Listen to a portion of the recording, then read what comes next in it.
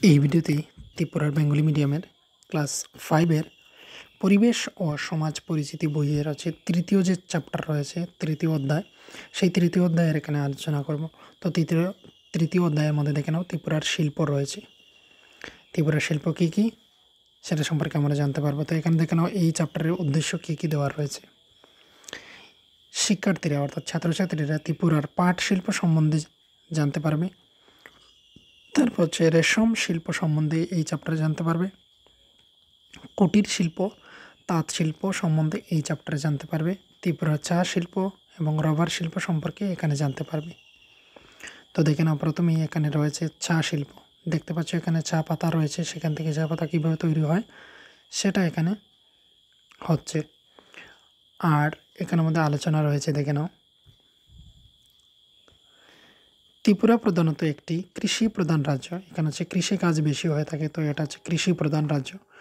খনিজ সম্পদের অভাব, এই রাজ্যে হচ্ছে খনিজ সম্পদের খুবই অভাব এবং দুর্বল পরিবহন ব্যবস্থার জন্য দীর্ঘদিন কোনো শিল্প গড়ে তোলার চেষ্টা হয়নি। তো আমাদের ত্রিপুরা রাজ্যে শিল্প কলকারখানা বা এখানে যে ফ্যাক্টরি এইগুলি গড়ে ওঠেনি, তার কারণ হচ্ছে এখানে পরিবহন ব্যবস্থা হচ্ছে খুবই খারাপ, তাই এর জন্যে আমাদের রাজ্যের মধ্যে সেই শিল্পগুলি গড়ে উঠছে না। আর এখানে হচ্ছে খনিজ সম্পদের অভাব রয়েছে, তাই এর জন্য বিভিন্ন ধরনের জিনিসও এখানে তৈরি করা হচ্ছে না। এখন রাজধানী আগরতলা পর্যন্ত রেল পরিবহন চলে আসায় বৃহৎ শিল্পের একটা পরিবেশ ধীরে ধীরে সৃষ্টি হচ্ছে। তো এখানে হচ্ছে যে আগরতলা পর্যন্ত রেল লাইন থাকার কারণে এখানে শিল্পের যে কিছুটা পরিবেশ সেটা হচ্ছে ধীরে ধীরে সৃষ্টি হচ্ছে।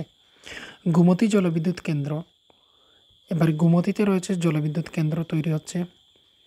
বড়মুড়া, রুকিয়া এবং রামচন্দ্রনগরে হচ্ছে তাপবিদ্যুৎ কেন্দ্র তৈরি হয়েছে। যে উৎপাদন তা কোনো শিল্প গঠনের পক্ষে অনুকূল নয়। তো এখানের মধ্যে যে সব আমাদের বিদ্যুৎ উৎপন্ন হয় অর্থাৎ কারেন্ট উৎপন্ন হয়, সেই যে কারেন্টগুলি বা তাপ বিদ্যুৎ যেগুলি বিদ্যুৎ রয়েছে উৎপাদন হয়, সেগুলি যে বড় বড় ফ্যাক্টরি যদি চলে আসে, তাহলে কিন্তু সেখানে যে পরিমাণের বিদ্যুৎ উৎপাদন করা হয় বা কারেন্ট উৎপাদন করা হয়, সেগুলি কিন্তু ওই সব কেন্দ্রগুলির দ্বারা সম্ভব হবে না ফ্যাক্টরিগুলিকে চালানোর জন্যে। এখানে অনুকূল মানে হচ্ছে ভালো, অনুকূল নয় মানে এটা হচ্ছে ভালো নয়, এটাই বোঝানো হয়েছে। এবার গোমতী জেলার পালাটানায় ইতিমধ্যে তাপবিদ্যুৎ উৎপাদন শুরু হয়েছে, যার উপর ভিত্তি করে রাজ্যের শিল্পোন্নয়নের উজ্জ্বল সম্ভাবনা দেখা দিয়েছে। তো এটা হচ্ছে যখন সময় বইটা হচ্ছে তখন সময় লেখা, যখন সময় হচ্ছে পালাটানা নতুন নতুন শুরু হয়েছিল তখন সময়। তো এগুলি যখন সময় শুরু হয়েছিল তখন সময় বোঝা হয়েছিল যে এখানের মধ্যে শিল্পোন্নয়নের কিছু উন্নতি ঘটবে, অর্থাৎ শিল্পের কিছু উন্নতি ঘটবে। এছাড়াও পশ্চিম ত্রিপুরার মনারচকে প্রস্তাবিত যখন সময় বইটা লেখা হয়েছিল, মনারচকে কিন্তু তখন সময় শুরু হতে চলছিল যে তাপবিদ্যুৎ কেন্দ্র, সেখানে পরিকাঠামোর ব্যাপক উন্নয়ন ঘটবে। তো মনারচকে যদি তাড়াতাড়ি করে এখানে ওই বিদ্যুৎ উৎপাদন হয়ে যায়, তাহলে হচ্ছে আমাদের ত্রিপুরার কিন্তু শিল্প পরিকাঠামো যে সেটা কিছুটা হলেও উন্নতি ঘটবে, এটাই ধারণা করা হয়েছিল। এবার দেখে নাও এখানে চা শিল্প। এবার এখানে যে এই বিদ্যুৎগুলি যে উৎপাদন সম্পর্কে, এগুলো হচ্ছে এর আগের চ্যাপ্টারে আমরা কিন্তু পড়েছিলাম। যারা এর আগের ভিডিও দেখোনি, তোমরা আগের ভিডিওটা দেখে নেবে। এবার হচ্ছে দেখে নাও চা শিল্প। ত্রিপুরার প্রধান শিল্প হলো চা শিল্প। তো এটা তোমরা অবশ্যই জানো যে ত্রিপুরার মধ্যে হচ্ছে চা শিল্প এবং রাবার শিল্পের জন্য এটা হচ্ছে বিখ্যাত। এই মুহূর্তে হচ্ছে ত্রিপুরায় 57টি চা বাগান রয়েছে। তো বইটা যখন সময় লেখা হয়েছিল, হয়তো বর্তমানে বেড়েছে, কিন্তু এই বইটা যখন লেখা হয়েছিল তখন হচ্ছে 57টিই ছিল। তো তোমাদের পরীক্ষার মধ্যে তোমরা 57টিই লিখবে যখন সময় বলা হবে ত্রিপুরায় কতগুলি চা বাগান রয়েছে। তো 57টি, 57টি চা বাগান রয়েছে। সেখানে প্রায় 15,000 শ্রমিক নিয়োজিত রয়েছেন, অর্থাৎ 15,000 শ্রমিক সেখানে কাজ করে বেড়াচ্ছেন এই টোটাল বাগানের মধ্যে। এই শিল্প শ্রমিকদের সমবায়ে গড়ে ওঠা দুর্গাবাড়ি চা বাগানের চা এই মুহূর্তে বিদেশেও রপ্তানি হচ্ছে। তো এখানে দুর্গাবাড়ি রয়েছে, দুর্গাবাড়ির যে চা রয়েছে চা বাগানের চা, সেই চাগুলি কিন্তু বিদেশেও রপ্তানি করা হয়ে থাকে। জেনে রাখো 1916, তো এখানে হচ্ছে জেনে রাখার জন্য বলা হয়েছে তোমাদের, দেখে নাও এখানে 1916 সালে, বর্তমানে হচ্ছে 2022 আর এখানে হচ্ছে 1916। তো 1916 সালে বীরেন্দ্র কিশোর মানিক্যের আমলে হচ্ছে প্রথম চা বাগান স্থাপিত হয় বর্তমান কৈলাসহর মহকুমার হীরাচড়ায়। তো ওই সময় যে চা বাগান তৈরি হয়েছিল 1916 সালে, সেটা হচ্ছে রাজা বীরেন্দ্র কিশোর মানিক্যের আমলে কিন্তু স্থাপিত হয়েছিল, যা কৈলাসহর মহকুমার হীরাচড়ায় সেই বাগানটি তৈরি হয়েছিল তখন সময়। এই মুহূর্তের আয়তনে বৃহত্তম চা বাগান, এই যে লাইনটি আমি এখানে পড়ছি, এই মুহূর্তে আয়তনে বৃহত্তম চা বাগান হলো কৈলাসহরের মূর্তিচড়া চা বাগানটি। তো এক কোণে যে বর্তমানে যে সবচেয়ে বড় চা বাগান, সেটা হচ্ছে কৈলাসহরের মূর্তিচড়া চা বাগানটি হচ্ছে বৃহত্তম, অর্থাৎ আয়তনে বড়, অর্থাৎ জায়গাতে সবচেয়ে বড় হচ্ছে এই কৈলাসহরের মূর্তিচড়া চা বাগান, এটা বলা হচ্ছে আয়তনে। তবে উৎপাদনের দিক থেকে বৃহত্তম হলো ধর্মনগরের রানীবাড়ি চা বাগান।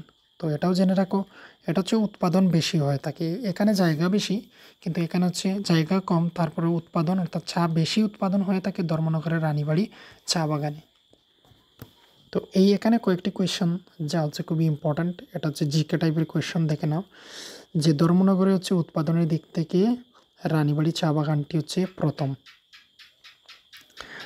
আর এইদিকে হচ্ছে যে আয়তনে বৃহত্তম হচ্ছে আমাদের কৈলাসহরের মূর্তিচড়া চা বাগানটি।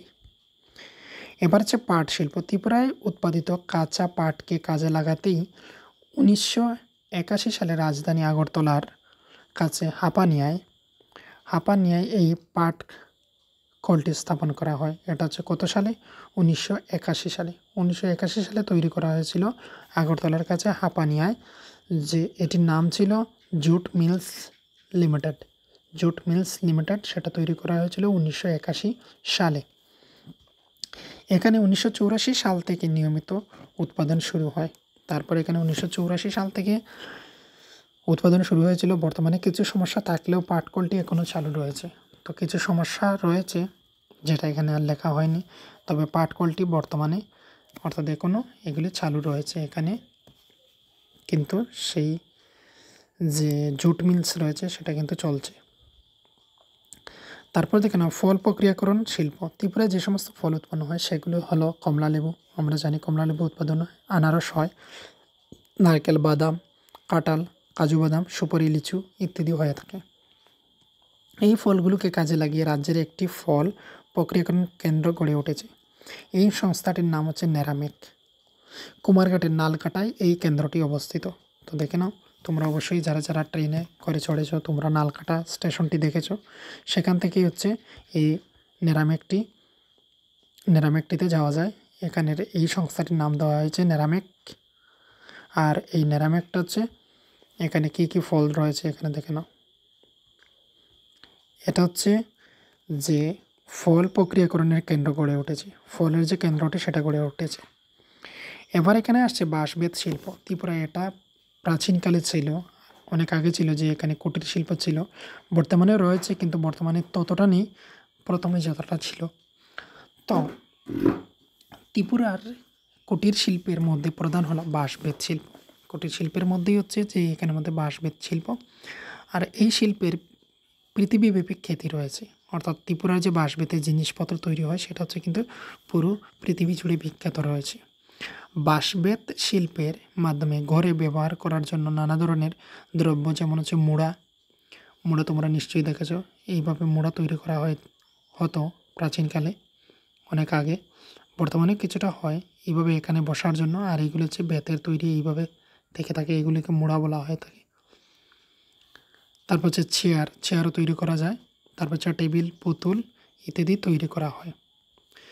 ইন্দ্রনগরে কারুশিল্প শিক্ষণ কেন্দ্র চালু রয়েছে। তো ইন্দ্রনগর রয়েছে ত্রিপুরার মধ্যে, ইন্দ্রনগর হচ্ছে এখানে এইসব কাজ শেখার কেন্দ্রটি চালু রয়েছে। সেখানে হচ্ছে অনেক যুবক যুবতী প্রশিক্ষণ নিচ্ছেন, অর্থাৎ তারা শিখছেন। কারুকার্য সমন্বয়ে তৈরি এই জিনিসগুলো থেকে ত্রিপুরায় যথেষ্ট আয় হয়ে থাকে, অর্থাৎ এইগুলি বিদেশে সেগুলিকে রপ্তানি করা হয় আর এখান থেকে টাকা উপার্জন করা হয়। এবারে সেখানে তাঁত শিল্প ত্রিপুরায় ঐতিহ্যবাহী শিল্প। তাঁত শিল্প হচ্ছে এটা প্রাচীনকাল থেকেই, যেগুলিকে বলা হচ্ছে ঐতিহ্যবাহী, অনেক কাল থেকেই সেই তাঁত শিল্প আসছে। আদিবাসী রমণীরা নিজেদের কাপড় নিজেরাই তাঁতে বুনেন। অর্থাৎ এই যে ত্রিপুরার যে আদিবাসী রয়েছেন তারা হচ্ছেন, এখানে দেখতে পাচ্ছ চিত্রটা স্পষ্ট আসেনি, কিন্তু তারা হচ্ছে নিজেদের কাপড় তারা নিজেরাই কিন্তু তৈরি করতেন অনেক আগের থেকেই। এটা হচ্ছে ত্রিপুরার যে আদিবাসী অনেক কাল থেকে যারা বসবাস করে আসছেন তারা।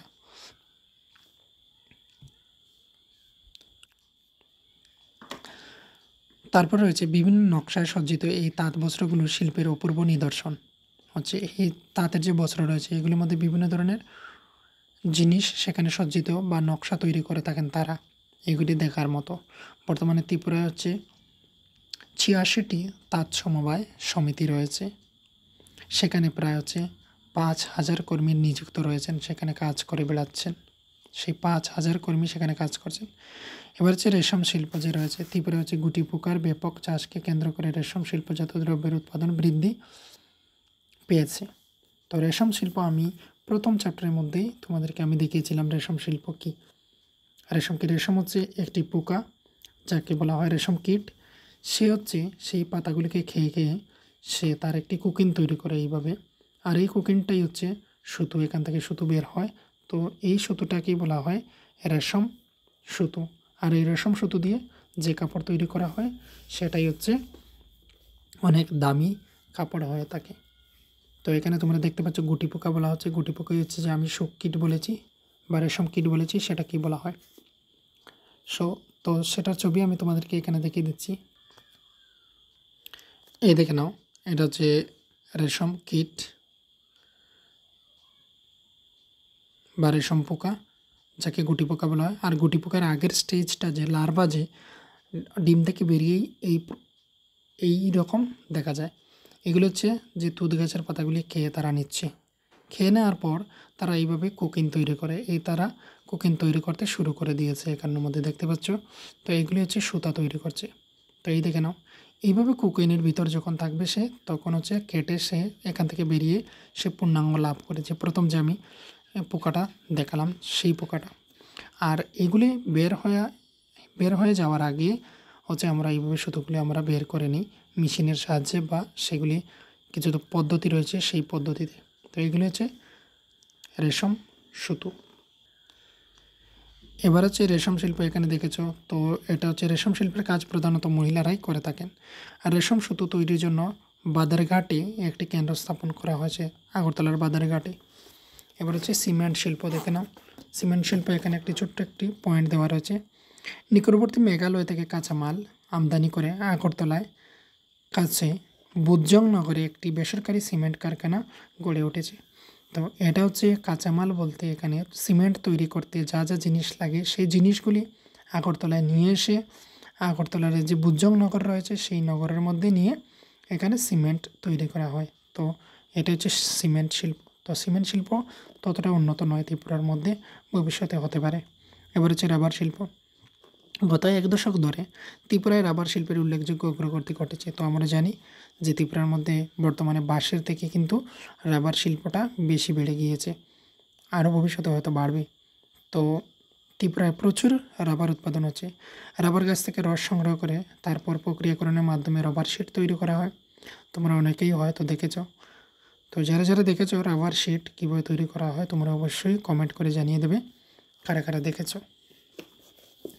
তো প্রক্রিয়াকরণের মাধ্যমে রাবার শিট একটি তৈরি করা হয়, যা রাবার শিট থেকে যে রাবার শিট গড়ে তৈরি করা হয় তাকে স্মোকস হাউস বলা হয়। তো প্রথমে দেখে নাও, প্রথমে হচ্ছে গাছের গোড়াতে এইভাবে কেটে সেখান থেকে রাবার রস নিয়ে সেটাকে হচ্ছে একটি প্লেটের মতো ট্রে রয়েছে, সেই ট্রেতে রাখা হয়। সেখানের মধ্যে ফর্মিক অ্যাসিড দেওয়া হয়। তারপর এখানে শিট তৈরি হয়ে যায়, সেটা হচ্ছে মেশিনের সাহায্যে সেটাকে আবার কিন্তু সেই হালকা করে নিতে হয়। তো এইভাবেই শিট তৈরি হয়, রাবার শিট। সেগুলিকে বিক্রি করার পরেই সেখান থেকে অর্থ উপার্জন করা হয়ে থাকে। তো এই শিট যে ঘরের মধ্যে সেগুলিকে রাখা হয় সেইগুলির নাম হচ্ছে স্মোক হাউস। ত্রিপুরায় রাবার বাগিচাগুলো সরকারি ও বেসরকারি মালিকানায় গড়ে উঠেছে। এখানে সরকারিও রয়েছে এবং বেসরকারি মালিকানায়ও কিন্তু রাবার বাগানগুলি গড়ে উঠেছে। ত্রিপুরা হচ্ছে তারানগরে 1971 সালে রাবার গবেষণা কেন্দ্র গড়ে ওঠে। ত্রিপুরার মধ্যে তারানগরের মধ্যে হচ্ছে 1971 সালে রাবার গবেষণা কেন্দ্র গড়ে ওঠে।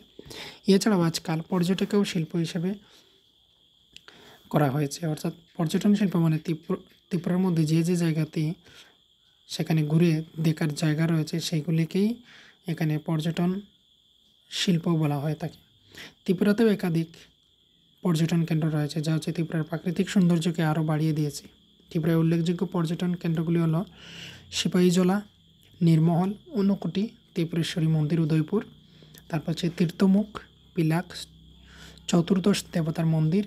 এইগুলি হচ্ছে পর্যটন কেন্দ্র গড়ে উঠেছে, যা হচ্ছে এখান থেকেও কিন্তু এখানের যে পাশাপাশি যে মানুষগুলি রয়েছেন তারা কিন্তু এখান থেকে অর্থ উপার্জন করছেন।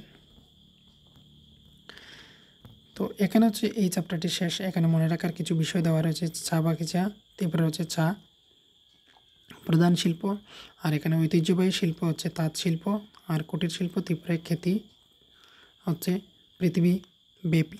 আর রাবার শিল্পে ত্রিপুরা হচ্ছে উন্নত রয়েছে। আর এখানে যে ঘরে রাবার শিট তৈরি হয় তাকে স্মোক হাউস বলা হয়।